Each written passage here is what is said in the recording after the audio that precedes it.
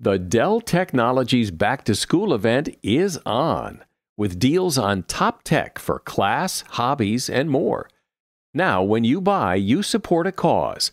With every eligible purchase, Dell will donate to UNICEF in support of GIGA, a UNICEF ITU global initiative to connect schools across the globe to the Internet. Accidental damage protection included. Get rare deals on select laptops and desktops powered by the latest Intel Core processors. Save now at Dell.com/deals. UNICEF does not endorse any company, brand, product, or service. Today on Something You Should Know, sure, exercise is good for you, but specifically how? I'll explain that. Then, worry. Why do we often worry way too much? One of the phrases I hear so often from my clients, it helps if I expect the worst. Well, actually, it probably doesn't, but they have that sense. If I'm not worrying, then I'm treating life too casually. Also, can you be addicted to music? And do you know which fonts, which typefaces are best for emails or letters? For example, a lot of people use Times New Roman. Times New Roman would be better if you switched to Georgia. Times was designed for the Times newspaper, for those very, very narrow column widths of the newspaper, so it's quite condensed. And as soon as you're actually spreading it out all the way across the page, it starts to become a little bit harder to read. All this today on Something You Should Know. Seems like everyone is selling something online today. And you know what platform millions of people trust to sell their products all over the world? Well, here's a hint. It's the one responsible for nearly $500 billion in global sales. It's Shopify. Shopify is the commerce platform revolutionizing millions of businesses worldwide. Whether you're a garage entrepreneur or you are IPO ready, Shopify is the only tool you need to start, run, and grow your business without all the struggles and glitches. So whether you're selling satin sheets from Shopify's in-person POS system, or maybe offering organic olive oil on Shopify's all-in-one e-commerce platform, you are covered. And once you've reached your audience, Shopify has the internet's best converting checkout that will help you turn browsers into buyers. What I love about Shopify is it works no matter what size your business is, and it will help you grow to a bigger size because of all the features and support, award-winning support. Look, Shopify powers 10% of all e-commerce in the U.S., and Shopify is truly a global force, powering millions of entrepreneurs in over 170 countries. Sign up for a $1 a month trial period at shopify.com/SYSK, all lowercase. Go to shopify.com/SYSK to take your business to the next level. Shopify.com/SYSK. Something you should know. Fascinating intel, the world's top experts, and practical advice you can use in your life. Today, Something You Should Know with Mike Carruthers. Hello, welcome to Something You Should Know. So, we all know that exercise is good for your health. But what does that mean exactly? I mean, good for your health. It's such a vague phrase, it's hardly motivating. So specifically, how is exercise good for your health? Well, according to the Mayo Clinic, here are a couple of very specific reasons to get up and exercise. First of all, teenagers who exercise are more likely to graduate and less likely to develop a brain tumor. Men who exercise vigorously are 2/3 less likely to experience erectile dysfunction as those who don't. Women who exercise tend to have fewer mood swings and better sex lives. Seniors who exercise 3 times a week are much less likely to develop dementia. People suffering from depression can lessen the symptoms by over 40% with aerobic exercise. The bottom line is that people who exercise for an average of 15 minutes a day generally live longer and enjoy a better quality of life than people who don't. And that is something you should know. You may have noticed, if you think back, that a lot of the things you worry about, you probably didn't need to worry about. Not everything, perhaps, but it does seem that we tend to worry about things more than we should.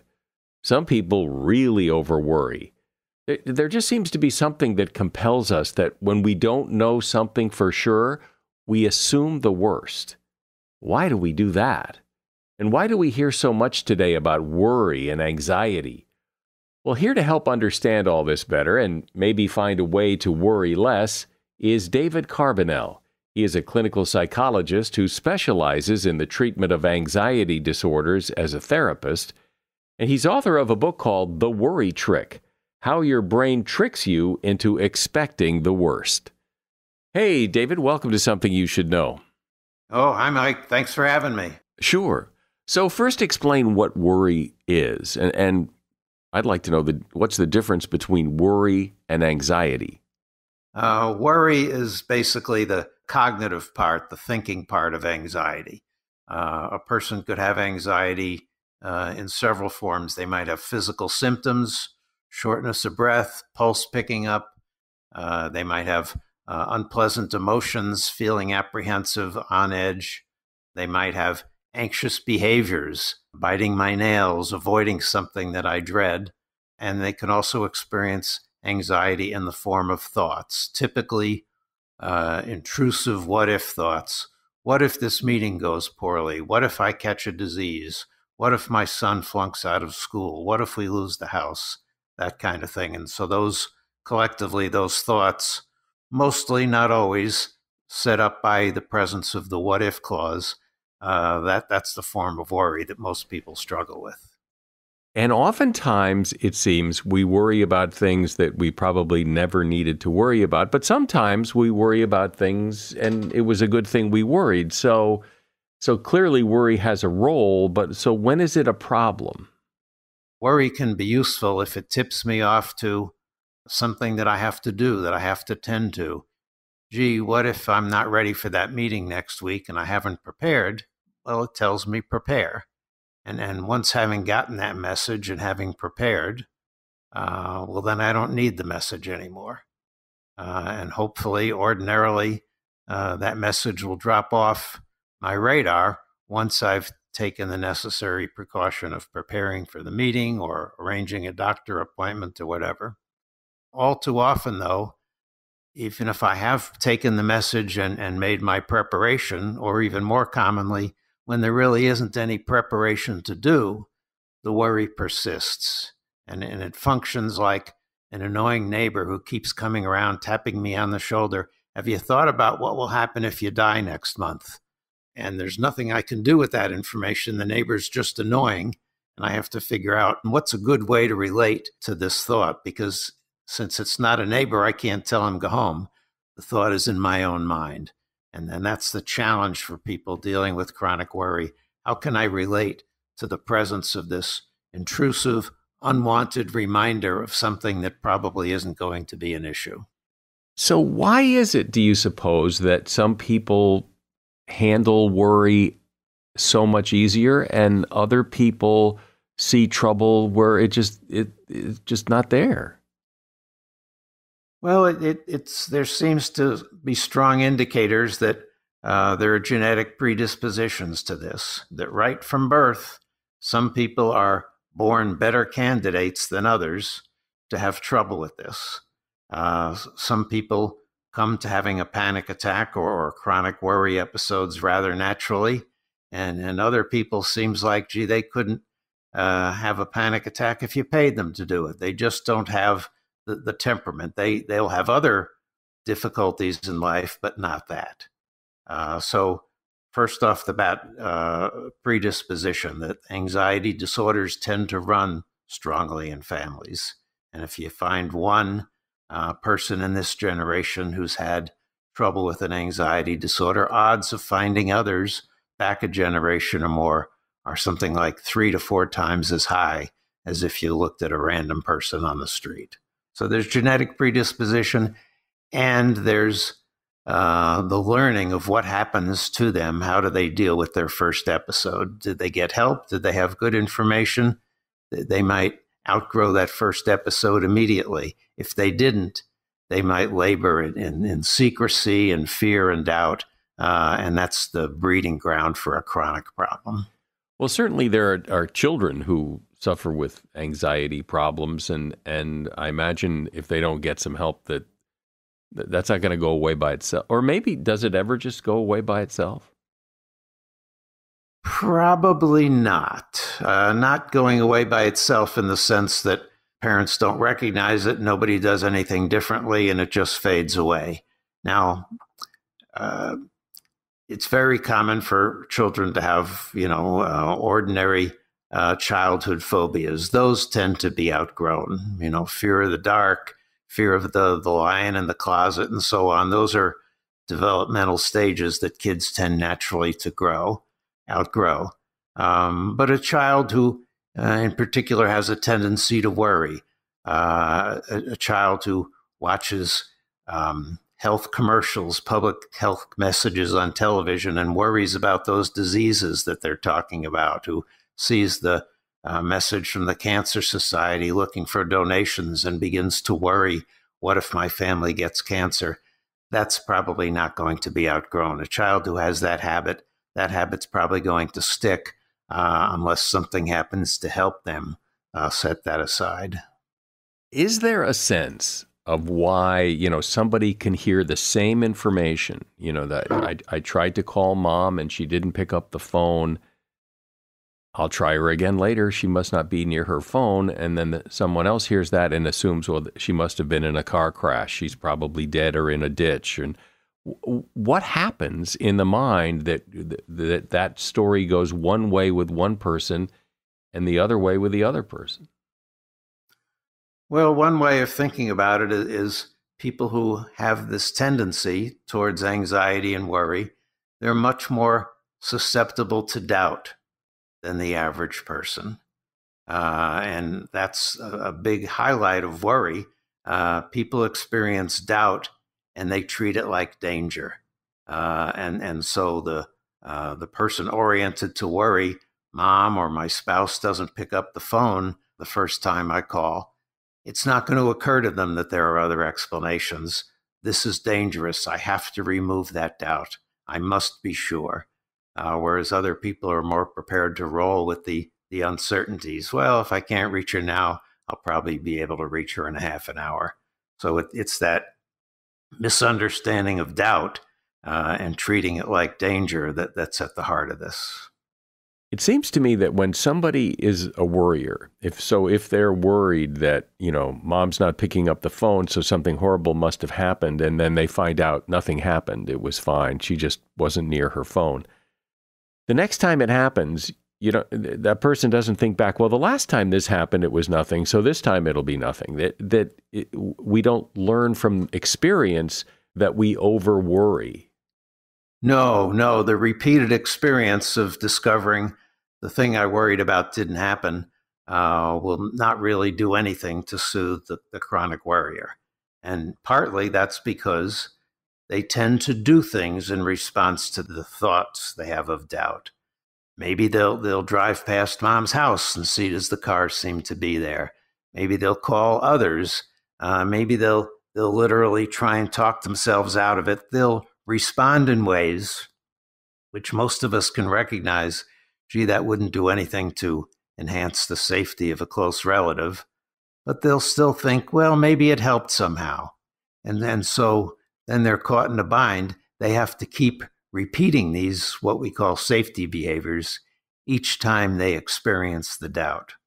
Doesn't do anything to make anybody safer, but they're afraid, gee, if I let go, if I treat it so casually as to not drive by mom's house, what if that is the thing that triggers a really bad event here? And so they get caught up in the idea that they've somehow prevented a bad outcome with their worrying, and that motivates them to worry more. Yeah, see, I think there is that tendency to think that if you're worrying about something, you're working on it. Exactly. One of the phrases I hear so often from my clients, it helps if I expect the worst. Well, actually, it probably doesn't help if you expect the worst, but they have that sense. If I'm not worrying, then I'm treating life too casually. And if I am worrying, maybe I'm preventing or the problem from ever happening or working on the problem to help it somehow. Yes, yeah, somehow. And of course, if you ask them to pin it down, it becomes hard to figure, well, how are you actually helping? But that's a powerful belief that at least I care enough to worry about it. My sense is that most people who you would consider worriers, people who get anxious and worry, wish they didn't so much. Absolutely. That's exactly right. People do not enjoy their worry. They wish they had less of it. Unfortunately, that leads them to oppose and resist their worry in ways that are counterproductive, that make them more prone to worry rather than less. We're talking about worry, and my guest is clinical psychologist David Carbonell. He's author of a book called The Worry Trick: How Your Brain Tricks You into Expecting the Worst. If you're a parent, I bet the subject of technology has come up in conversation with your kids. U.S. Cellular knows how important your kids' relationship with technology is, and they've made it their mission to help them establish good digital habits early on. That's why they've partnered with Screen Sanity, a nonprofit dedicated to helping kids navigate the digital landscape. And for a smarter start to the school year, U.S. Cellular is also offering a free basic phone on new eligible lines, providing an alternative to a smartphone for children. Start smarter with U.S. Cellular. Visit uscellular.com/builtforus to find out more. Restrictions apply. Visit uscellular.com for terms. This episode is brought to you by Shopify. That's the sound of switching your business to Shopify, the global commerce platform that supercharges your selling. Harness the best converting checkout and same intuitive features, trusted apps, and powerful analytics used by the world's leading brands. Stop leaving sales on the table. Discover why millions trust Shopify to build, grow, and run their business. Sign up today for your $1 per month trial period at shopify.com/tech23. So, David, if you do worry or you are worrying about something, how do you stop it? Well, the paradox here is you can bring it in for a soft landing by not struggling to stop it. That you cultivate a relationship with these thoughts of acceptance, even of playing with, rather than trying to stop it. So if I asked you, take 20 seconds and don't think about the moon, you'd probably find it hard to do that because now you see a big glowing orb in your mind space. They do a similar thing. They tell themselves, don't think about it. And of course, it leads them to think about it more. So what we want to do is help people develop a more playful, accepting way of having the thoughts. They don't have to treat them seriously, but they need to allow the thoughts to be there rather than oppose them. So what does that look like? Give me an example of being more playful with the thoughts. You know, I had a conversation with a man who was a broadcaster, and he described to me an instance. He was taping his show, and he had this sudden terrible thought, what if I need to pee during the show? And that grabbed all his attention, and he had a lot of trouble focusing on his job, getting past the thought. Later on, we talked about it. You know, what else could he have done? And I suggested to him, well, how's this for a response? Gee, I wonder if I can hit the front row from here. That's a way of taking the thought and joking with it, playing with it, and then moving on to the next thing rather than arguing or struggling with it. One very useful technique a lot of chronic worriers that I work with use, I'll ask them to do their worrying if they have another language, if they're bilingual in any way. I'll ask them to do their worrying in the weaker language. And just that changes it enough that now they have to stop and think, well, how do you say choke to death in German? And it changes the whole context, the way they relate to the thought. Doesn't change the content at all, but it has big changes for how they relate to it. It seems like, just from experiencing and watching this, that the more you worry, the more you worry, the more you worry, that it compounds on top of itself. Yes, that's exactly right. And the way it compounds, the mechanism is you worry and you try to stop. And you worry some more and you tell yourself, that's silly, stop that. And you worry more. That's the method of compounding. It's I worry and I oppose it. And so the whole focus on helping a person worry less is on helping them let go of that resistance. Not to struggle, but to play with the content of the worry. Something because I know people who are like real worriers, and I think if they stop worrying, who would they be? Because that's what they do. That's kind of like, how would they fill up their day? Because they spend so much of it worrying. Yes, well, this is a real issue for people, who may be working in therapy to become less of a worrier. And it's true, that's become part of their identity. And they will have worries about, gee, if I don't worry so much, what am I going to do? And you know what? One of the most interesting things that'll happen is as they start to worry less, and maybe they've had a theme that they worry about, be it health or money or family. As they start to worry less about that, guess what's going to happen? They're going to go through a phase where they worry about the fact that they're not worrying. That's how integral the act of worry is. As they worry less, they're going to worry, am I not taking life seriously enough now? Perhaps I should be worrying more. I'm not comfortable when I'm not worrying. It seems like a never-ending cycle. It just feeds on itself. Well, it's true. It is a cycle. It does feed on itself. It's not that it's never ending. When we talk about what could someone expect as they work on this, I always like to talk about a recovery rather than a cure, that this is a habit you learn to inhibit rather than a disease that you overcome and leave behind. It's much better thought of as a habit, and some people are much, much more prone to it than others. So the next time, let's say I'm worried about something, overly worrying, because I think people who worry too much know they worry too much, but that doesn't help them stop it. But so if you're worrying about something, what's if there is such a thing, kind of the first aid, like is there a way to stop it in its tracks? Is there a way to slow it down? Anything? One good first step in slowing it down is postponing. Now, I don't want to have anybody tell themselves, stop worrying and oppose it. That doesn't work. Something that often works a lot better. Well, I keep thinking about problem XYZ. Let's see. How about I come back to this in half an hour? I'm going to set an appointment. I'm going to actually set a little alarm on my phone. In half an hour from now, if I feel the need to worry about it, I'll do it then. In the meantime, I'm going to go on about my business. Postponing is a powerful way that people can influence this. There's a good chance that when the time comes that they set for the appointment, it's no longer going to be first in their mind, and they're going to be more likely to be able to say, I don't care about that. I don't think I need to keep this appointment with worry now.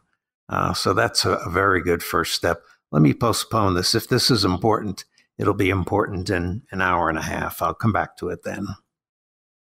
I've often wondered if people who worry, that one of the rewards for being a worrier is that when you worry about something and whatever you're worried about doesn't happen, or the resolution is somewhat different than the horrible thing you've been thinking, that feels so good that it's worth worrying about, so that you feel good when it doesn't happen.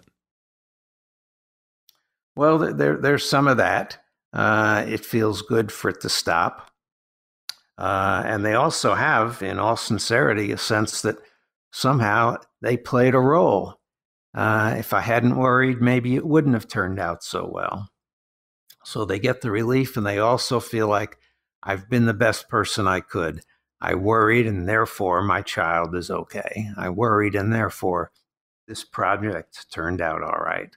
It's not just that they get the relief, they also feel like I authored the better outcome.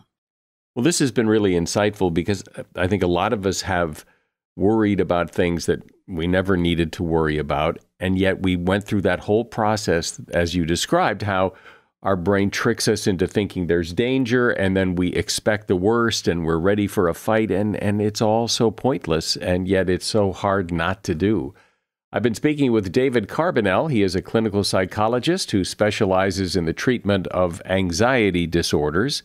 And he is author of a book called The Worry Trick: How Your Brain Tricks You into Expecting the Worst. And you will find a link to that book in the show notes. I appreciate you coming on. Thank you, David. Oh, thanks for having me. Are you currently enjoying the show on the Stitcher app? Then you need to know Stitcher is going away on August 29th. Yep, going away, as in kaput, gone, dead. Rest in peace, Stitcher, and thanks for 15 years of service to the podcast community. So switch to another podcast app and follow this show there. Apple, Spotify, or wherever you listen. I want to quickly share with you one of my favorite podcasts. It's called Masters of Scale, and it's filled with essential theories for success in the business world. Each week, Reid Hoffman, he is the host, and he's also the co-founder of LinkedIn. He chats with some of the world's most successful entrepreneurs to talk about the strategies that led them to their success. You'll hear from former Burberry CEO Angela Ahrendts, Interscope founder Jimmy Iovine, and Airbnb's Brian Chesky, among a lot of other iconic founders. So check out Masters of Scale to hear the stories behind these powerhouse entrepreneurs along with their hard-won wisdom and advice. Again, the podcast is called Masters of Scale, and you can follow the show wherever you get your podcasts. Have you ever opened up Microsoft Word or whatever word processing thing you have and look at all the possible fonts you can use and then wonder why? Who uses some of these strange-looking fonts? Where did they come from? And maybe more importantly, do the type styles, the fonts that we use, does it have an impact on the people reading what we write? Do you send a message by the font you use? Well, the short answer is yes. And there is a lot of interesting research into this that we're about to discuss with Sarah Hindman. She is a graphic designer who specializes in exploring how fonts influence people. And she is author of a book called Why Fonts Matter. Hi, Sarah. Welcome to Something You Should Know. Thank you very much. It's a pleasure to be here. Is there research regarding, I assume there probably is, about just the everyday use of, in emails and memos and things about which fonts do what and even type sizes? I know some people like to use little tiny type sizes, and I don't know if that's good or bad or is it all just preference? There is loads of research, and especially as technology, things like eye tracking technology and fMRI scanning, neuroscience scanning gets more and more accessible. We are understanding so much more, firstly, about how we read, how our eyesight changes over time. So if you're a teenager, you can read that tiny, tiny little type. But once you get past the age of about 35, your eyesight starts to change. So when you look at an email in teeny writing, you're going to have to enlarge it. Or for me, the classic is you go to a restaurant and everybody's got their phones out with their torches on because they can't quite read the menu because it's in teeny letters in a kind of quite dark lighting. And there is lots of research to show that size matters, the space between the letters matter. Some typefaces are much more readable than others, but a lot of the time it depends on who the audience is. There is no one right typeface, one right font for everybody. Sometimes it needs to make an emotional connection. It needs to be what you expect to see in that context. Other times it needs to be incredibly readable at a first glance. So there's research into typefaces on car dashboards where you need to just really quickly be able to see the information and not have to think about it for any length of time because you need to make a split-second decision. So huge amounts of research into this. Are there fonts that are basically considered easy to read for just about everybody? If you want a font that would be standard on your email, there is some research that was done in the last couple of years by the team who was researching for a new BBC typeface. And they worked out that of the ones on your email, if you use Verdana and you make it a decent size, then that's probably about the most readable choice that you can make. There is other research to show that if you want to come across as a little bit more intellectual or talking about or knowledgeable, that if you use a typeface like Georgia, because it has the little feet, the little serifs, then we associate that with knowledge and history. So you've got both of them are quite easy to read, but they have a different emotional connections that they're going to make with you. But the emotional connection is in the mind of the reader or is in the mind of the sender? It's going to be interpreted by the mind of the reader. So both of you have an idea, but it's like the clothes that you decide to wear. I know what I want to communicate, but it's down to the people looking at me as to whether they think it's appropriate, I don't know, for me to be wearing my pajamas down to my local shop. Well, the two fonts you just mentioned, Verdana and Georgia, aren't ones I think I see a lot. I mean, I see Arial a lot, Times New Roman a lot. And maybe it's just default, and maybe people pick it's exactly that. Times New Roman was the default for a long time, then Arial was the default for a long time.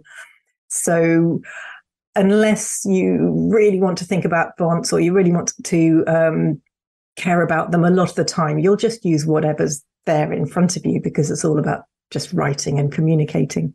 And it's only once you start thinking about it, then you will play with them a little bit more.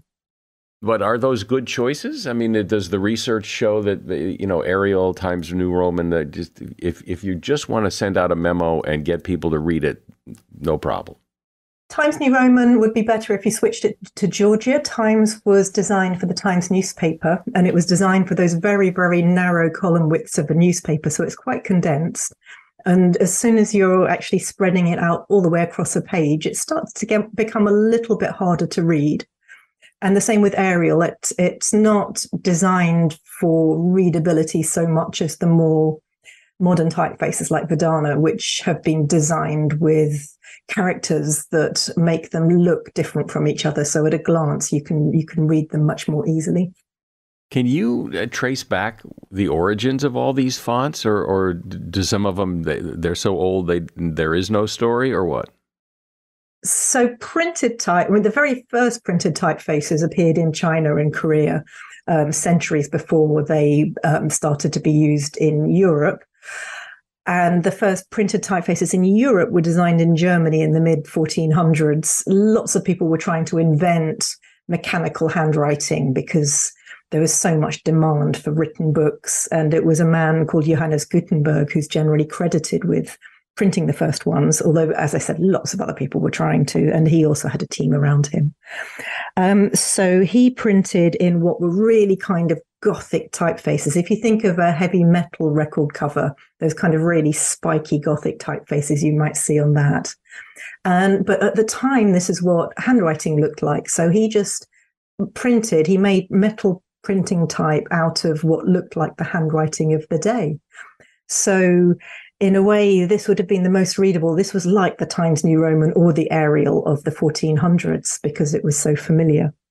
And then gradually, as time has gone on and different technologies and also different aesthetics have come along. So a few decades later, that spiky typeface was just not fashionable anymore. So the new printers decided, we want a new, simpler typeface for a modern era. So we're going to be influenced by ancient Rome, which we think is the height of civilization. And then you come to the 1950s, when again, serifs, anything kind of historic has fallen out of favor. So suddenly this new, very minimalist typeface called Helvetica and lots of other styles like Helvetica were suddenly incredibly popular because they mirrored the aesthetic of the moment. So they develop both through technology, but also it's what society, the tastes that we appreciate at any moment in time. Isn't that interesting that fonts go in and out of style like clothes. Is there any evidence that there's a difference in terms of the way a reader reads something, if it's a serif or sans serif type, if the letters have the little feet at the bottom, or they don't have little feet at the bottom? Well, on a very, very basic level, if a typeface has got serifs on it, you will assume that what you're reading is a little bit more intellectual, a little bit more researched, a bit more academic, maybe. There was a really fun study where two groups of people were given exactly the same article from the New York Times. One group read it in a serif typeface, the other one read it in a sans serif typeface, so without the feet. So in fact, I think it was possibly Times New Roman versus Arial. And they were asked how satirical, so how witty and they thought the article was. And the people who read it with serifs thought that the article was actually more satirical than those who read it without serifs. So it creates a mood that can kind of influence or flavor how you read the article that you're reading. What about type size? When you're reading an article, as you pointed out, sometimes when you read a menu, you can't read it. It's too dark and too small. But also, I don't want to read articles where the type is really big either. I mean, is there a sweet spot for type size? Yes. I mean, type size does matter in that teeny tiny type doesn't work for everybody, unless, of course, you're creating something for the teenage market and you don't want the grown-ups to read it.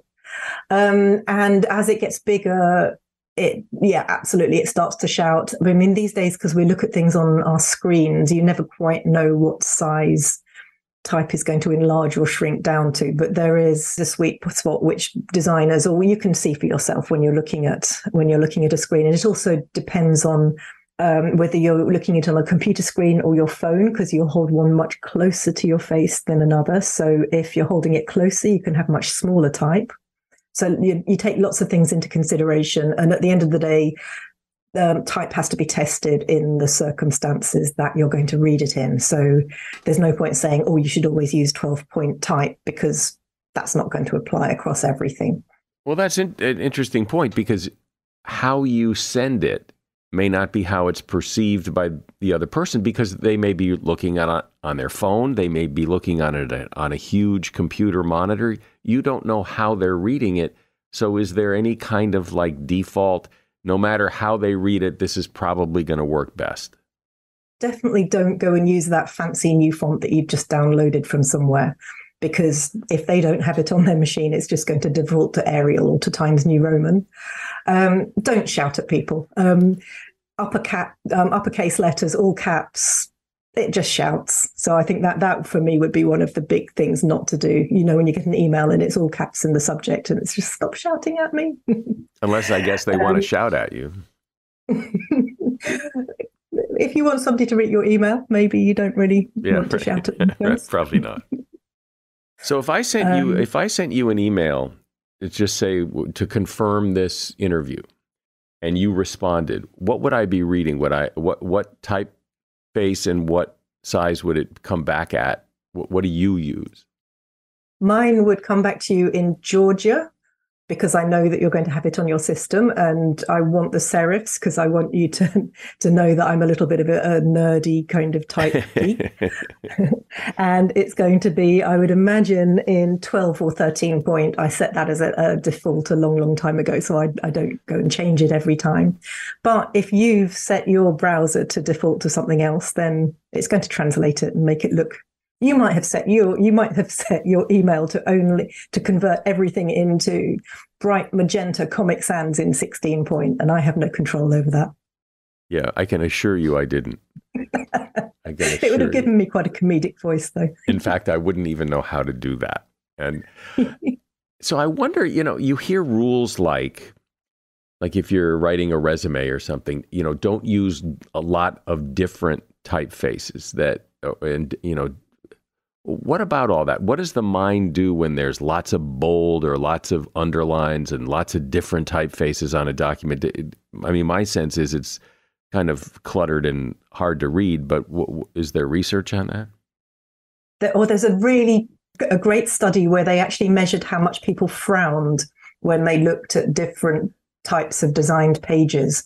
And when there were too many fonts and too many different, some of them were arranged left, some of them were arranged to the right, and it was really hard to read, they found people frowned much, much more.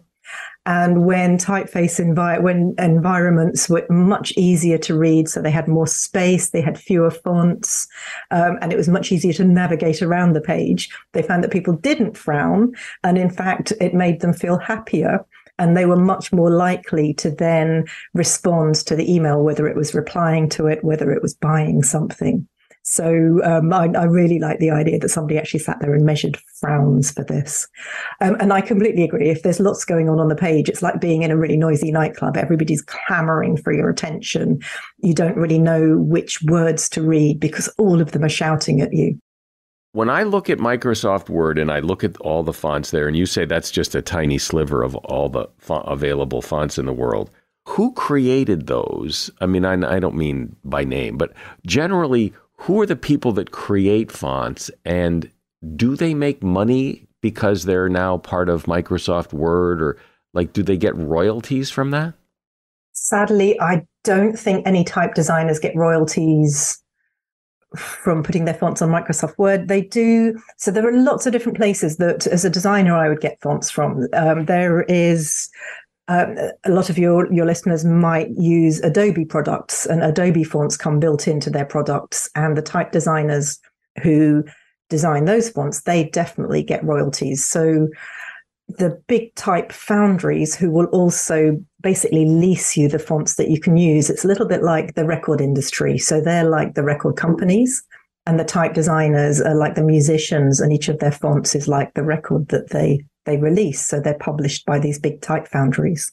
And it's a really flourishing business, especially as technology's changing and lots of people are becoming much, much more aware of all of the different fonts. We're really enjoying using all of the different ones that we have accessible to us. What are some other examples of how fonts influence us? Because I just don't think people think about it. You know, when we read words, we think that what's important, and I guess it is what's being said. But explain some examples of how the fonts influence us as a reader. I think there would be some really easy examples. So if you took your cola of choice and you just saw even a sliver of each of the logos, you would know from the style of the lettering, from the style of the font on the can, which brand it was without even reading it, without even reading the word that it said. And also movie posters, you know exactly what kind of movie you're about to go and see just from the style of the font. You know if it's kind of a science fiction or if it's going to be a horror movie or a romance movie, just from the letters that you read, again, before you've even read the title. Or even if you do read the title, the letters actually tell you what it's going to be. But exactly as you say, we don't think about that because when we read, rather than looking at the shapes of the letters, the meaning, with the thing that they mean, the thing that you're reading, the ideas, they get beamed straight into your head.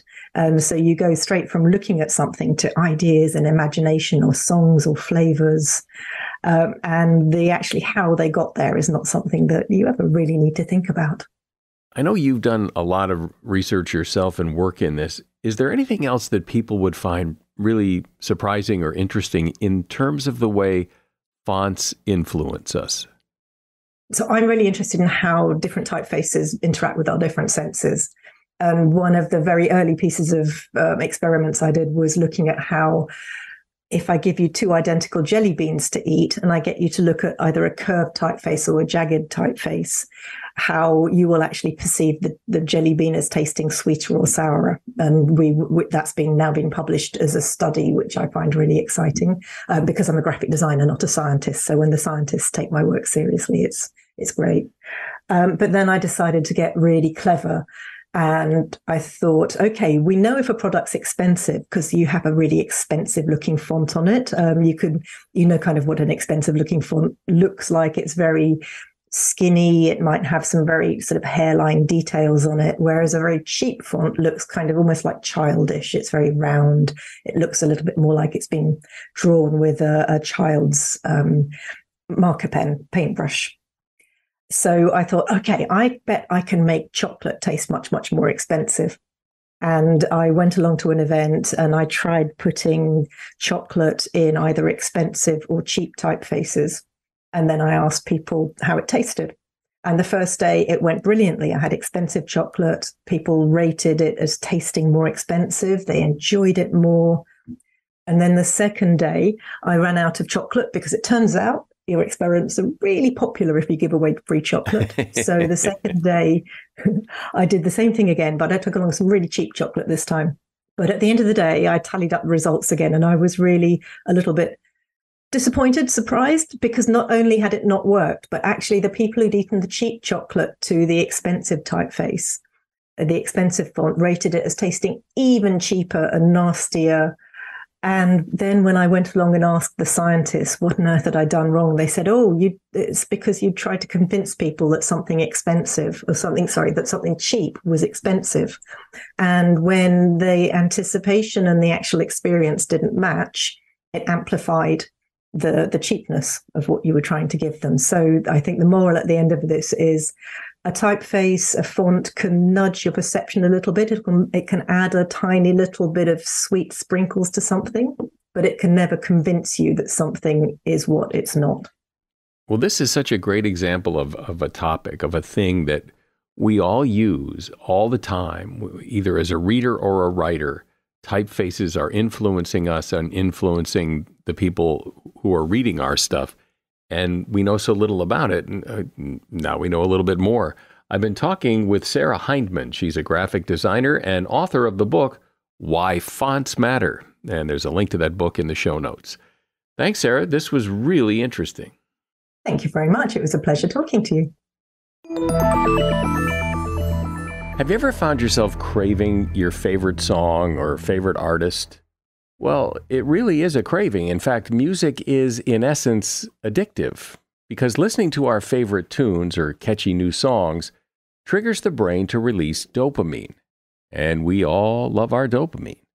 Have you ever listened to a song that literally gave you the chills? That's your brain releasing large amounts of dopamine. Kids who were hooked up to an MRI scanner provided some real evidence to the fact that music is addictive. Scientists could actually predict a future hit song by reading the activity in the pleasure centers of the brain when the right chords were struck. The most addictive songs were those that had a predictable melody, a catchy chorus, and left kids craving more and wanting to hear it again. And that is something you should know. I would love it if you would tell someone or two people or maybe three people about this podcast and ask them to give a listen. I suspect they'd enjoy it as much as you do. I'm Mike Carruthers. Thanks for listening today to Something You Should Know.